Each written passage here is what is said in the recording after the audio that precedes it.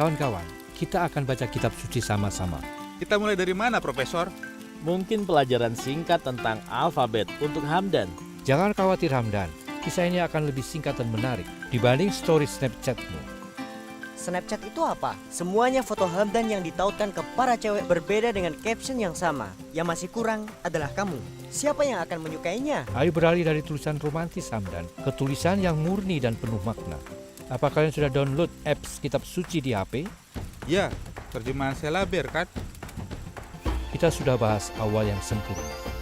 Lalu dosa dan maut masuk ke dunia lewat Nabi Adam dan Siti Hawa. Lalu Allah menyediakan kurban penebusan bagi manusia. Kita mulai dengan kemuliaan Allah yang datang ke dunia dengan cara yang ajaib. Wow, kayaknya pelajaranmu pasti padat. Tunggu saja, kita baca Injil Lukas pasal 1 ayat 26.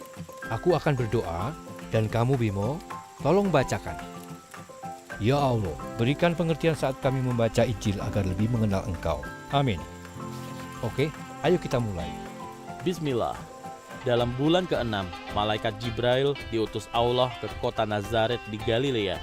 Ia diutus kepada seorang gadis perawan, tunangan Yusuf, keturunan Nabi Daud. Nama gadis itu Maryam. Jibril menemuinya dan berkata, Salam, hai engkau yang memperoleh anugerah.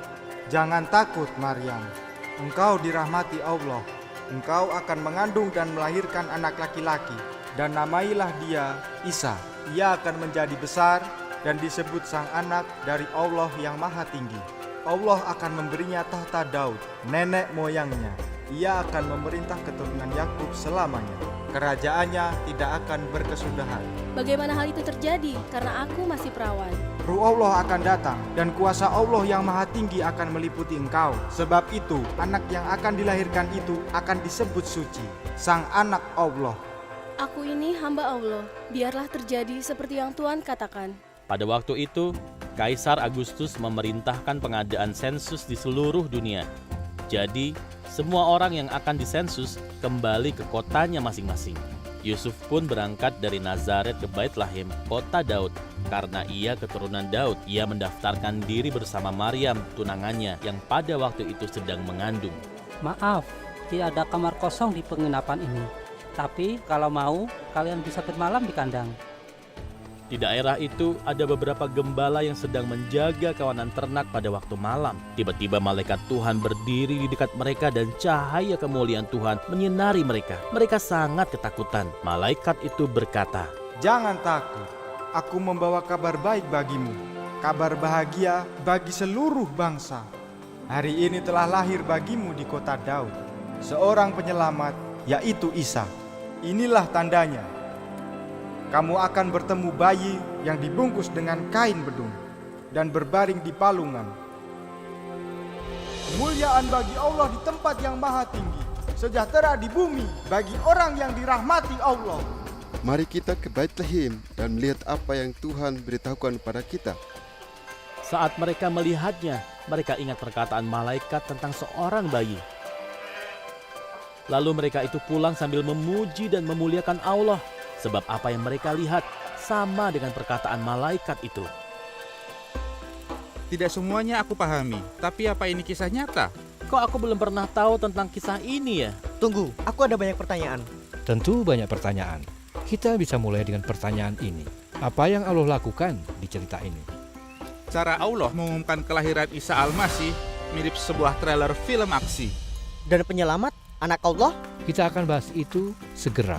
Menurutmu, apa yang Allah lakukan di sini, Bimo? Kedatangan penyelamat sangat penting dan membawa kebahagiaan bagi dunia. Cerita ini membuatku seolah merasa ada di dalamnya. Waktu aku baca Injil sendirian, aku juga merasa begitu.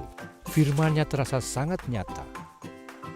Menurut kalian, apalagi yang Allah lakukan? Malaikat memberitahu, aku membawa kabar baik, kabar kebahagiaan besar bagi seluruh bangsa. Aku membawa kabar baik, kabar kebahagiaan besar bagi seluruh bangsa. Ada yang ingat kalimat berikutnya? Aku akan baca. Hari ini telah lahir bagimu di kota Daud seorang penyelamat, yaitu Isa, junjungan kita. Oke, kita ada masalah. Betul ada masalah. Kenapa kita butuh penyelamat? Dan kenapa disebut kabar bahagia? Gimana aku tahu? Pasti ingatkan masalah terbesar manusia adalah dosa kita kepada Allah yang berakibat kehancuran. Kita terpisah dari Allah seperti Nabi Adam dan Siti Hawa. Kita tidak bisa menutupi aib dengan usaha kita sendiri. Ya, kita sudah bahas, murka Allah atas dosa berakibat kematian. Dan murka itu akan menimpa kita semua karena semua orang berdosa. Tepat sekali. Hah? Apa? Itu alasan Allah menyediakan kurban lewat para nabi kan? Ya betul Bimo, kamu mulai mengerti rencana Allah. Harus ada binatang yang mati dikurbankan supaya manusia diampuni. Seperti obrolan kita kemarin, ingat? Terus apa kaitannya dengan kelahiran Isa? Hamdan, masih ingat pertanyaanmu tentang kematian binatang? Dalam kisah Nabi Ibrahim, Binatang tidak cukup untuk menutupi dosa dan mengembalikan kemuliaan Allah. Allah punya rencana penebusan sempurna, yaitu kabar baik, kebahagiaan besar bagi seluruh bangsa. Rencana apa sih, Profesor? Lewat Isa, Allah merahmati dunia dengan pengampunannya yang sempurna dan membawa hidup kekal. Bagaimana pengampunan itu bisa diberikan?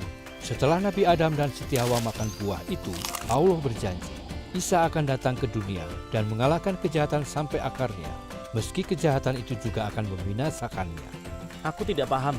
Nabi Adam dan Siti Hawa juga tidak paham. Dan Allah membuat janji lain tentang Isa melalui para nabi. Setelah Isa wafat karena dosa manusia, dia akan kembali sebagai raja dan membawa berkah bagi seluruh dunia. Seperti yang kita baca tadi, kerajaannya tidak akan berkesudahan. Terus kalau Isa Al-Masih dibunuh, gimana dia bisa jadi raja yang kekal? Para nabi punya pertanyaan yang sama. Lihatlah tulisan Nabi Yesaya, kira-kira 700 tahun sebelum kelahiran Isa Al-Masih. Besar kekuasaannya dan damai sejahtera tidak akan berkesudahan di atas tahta Daud dan di dalam kerajaannya, karena ia mendasarkan dan mengokohkannya dengan keadilan dan kebenaran dari sekarang sampai selamanya. Kitab-kitab kuno itu berisi nubuatan tentang Isa, bagaimana dia bisa hidup suci, mengalahkan dosa dari akarnya, tapi dia sendiri dibunuh dan kembali sebagai raja yang kekal. Jadi di kisah ini, itu seperti malaikat berteriak, Isa datang, akhirnya ia datang. Ya benar. Tapi jangan sampai lupa dengan anak Allah. Dia tiada beranak dan tidak diperanakan. Tidak seorang pun yang setara dengan dia. Jadi, gimana menurut kalian? Apa menurut kalian anak Allah punya makna kiasan? Kita hafal ayat di Al-Quran. Tidak ada yang bertentangan dengan apa yang barusan kita baca. Jelas Allah tidak menikahi Maryam dan dia mengandung Isa. Ada tertulis dia mengandung dari roh Allah. Semua jadi masuk akal kalau sudah melihatnya secara utuh. Betul. Sama seperti kata anak bangsa, bukan berarti ibunya menikahi bangsa. Ya, itu seperti orang yang mewakili negara tertentu. Ya, Isa adalah dari Allah dan mewakili Allah. Raja selalu punya kekayaan, kuasa, dan pasukan. Tapi Isa lahir di kandang domba. Tapi kuasa Isa beda dengan kuasa lainnya. Memang apanya yang beda? Ini kuasa yang sejati. Contohnya seperti apa? Ya, kita baca lagi minggu depan.